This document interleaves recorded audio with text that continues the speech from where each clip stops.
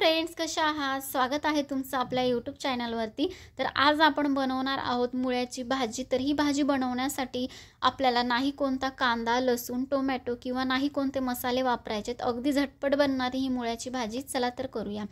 तर ही भाजी बनवण्यासाठी आपण घेतलेला आहे एक मुळा। त्याचे स्वच्छ धुवून घ्यायचा आणि त्याचे साइडचे जे दोन्ही देठ आहेत ते आपल्याला काढून घ्यायचे। त्यानंतर एक भांडं घ्यायचे, त्या भांड्यामध्ये पाणी टाकून घ्यायचे आणि हा जो मुळा आहे आपल्याला छान कद्दूकस करून घ्यायचा आहे। तर पाण्यामध्ये कद्दूकस करण्याचं एकच कारण आहे, तर यामुळे जो मुळा आहे तो छान आपला कडक होतो आणि जो किस आहे तो असा म्हणजे एकत्र एकजीव किंवा एका जागेवर न बसता तो छान पाण्यामध्ये असा मोकळा सुटसुटीत होतो। त्यामुळे आपण पाण्यामध्ये खिसून घेणार आहोत। तर अशा पद्धतीने आपला जो मुळा आहे तो छान मी खिसून घेतलेला आहे। तर आता दोन्ही हाताच्या साहाय्याने जो आपला मुळ्याचा जो खिस आहे तो आपल्याला पाण्यातून बाहेर काढायचं आहे आणि बाहेर काढत असताना दोन्ही हाताच्या साहाय्याने त्यात जेवढं जमेल तेवढं त्यातलं जे पाणी आहे ते आपल्याला काढून घ्यायचे। यामुळे जो खिस आहे तो छान त्याचा पांढरा शुभ्र कलर दिसतो आणि दुसरी गोष्ट छान मोकळा सुटसुटीत होतो। तर अशा पद्धतीने जो खिस आहे तो आपला बनून तयार आहे। बघू शकताय अगदी अप्रतिम सुटसुटीत आणि पांढरा शुभ्र झालेला आहे। तर आपला पॅन पण छान तापलेला आहे। तर पॅन मध्ये आपण टाकून घेणार आहोत 2 चमचे तेल।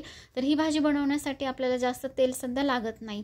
तर तेल तापल्याच्या नंतर आपण मोहरी जिरेची फोडणी देऊन घेणार आहोत। फोडणीमध्येच आपल्याला टाकून घ्यायची बारीक चिरलेली कोथिंबीर आणि गॅसची फ्लेम कमी करायची आणि आपण टाकणार आहोत पाव चमचा हळद आणि 1 चमचा लाल तिखट।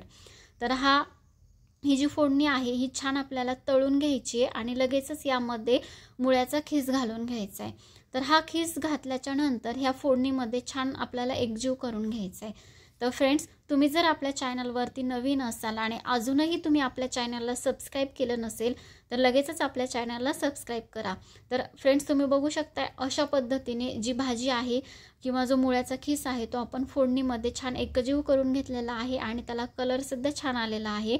तर या स्टेजला आपण टाकणार आहोत चवीनुसार मीठ, बारीक चिरलेली कोथिंबीर आणि त्याचबरोबर 2 चमचे भिजवलेली मुगाची डाळ। तर आपल्याला हे सर्व छान एकजीव करून घ्यायचे आणि ही भाजी अगदी 2 मिनिटांमध्ये बनते। साहित्य सुद्धा कमी लागतं आणि जेवढं साहित्य आपण कमी घेतलंय ना तेवढ्याच ह्या भाजीची जी चव आहे ती अप्रतिम भन्नाट लागते। आणि बिना पाण्याची भाजी बनवणार आहोत। तर तुम्ही बघू शकता या ठिकाणी आपण अजिबात पाण्याचा वापर केलेला नाहीये।